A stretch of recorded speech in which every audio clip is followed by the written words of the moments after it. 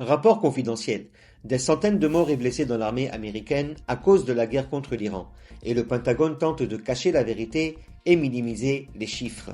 Aujourd'hui, samedi 4 avril 2026.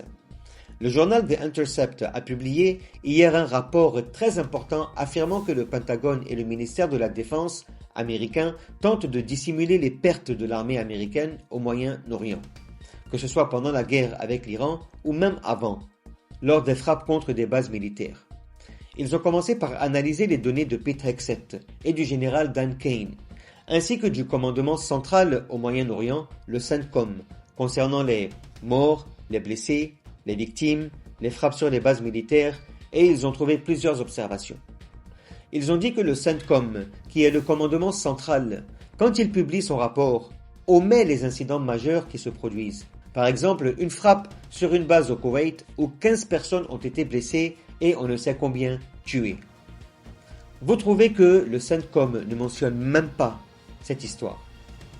L'incendie du porte-avions Gerald Ford, avec 200 marins blessés, et il n'ajoute pas ces 200 marins.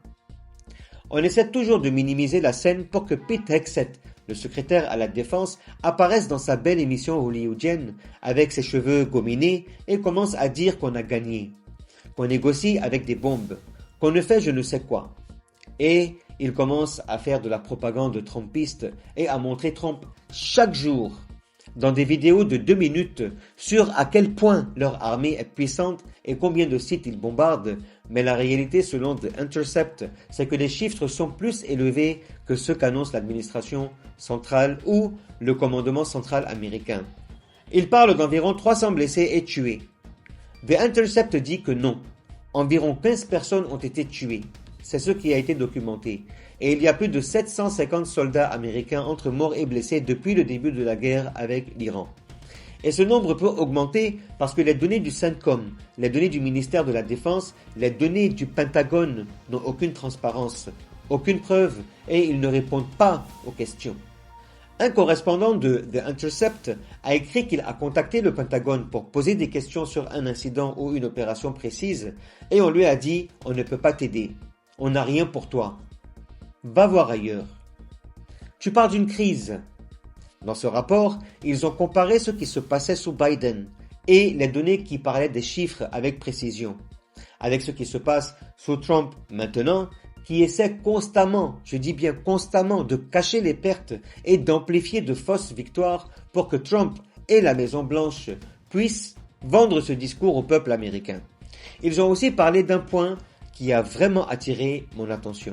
Le CENTCOM, le commandement central et le Pentagone n'ont toujours pas dit combien de bases américaines ont été détruites ou ciblées par l'Iran au Moyen-Orient et dans le monde arabe.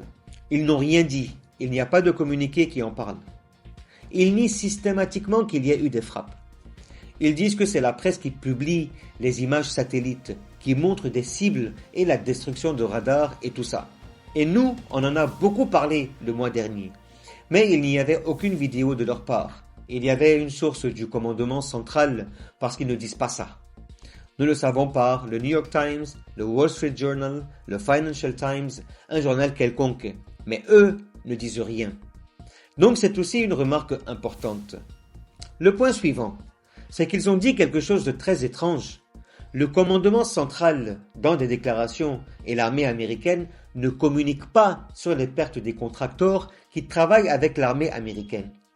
Ces contracteurs ne sont pas souvent américains. Ils travaillent dans les bases militaires, ils travaillent avec l'armée dans les pays où elle est présente.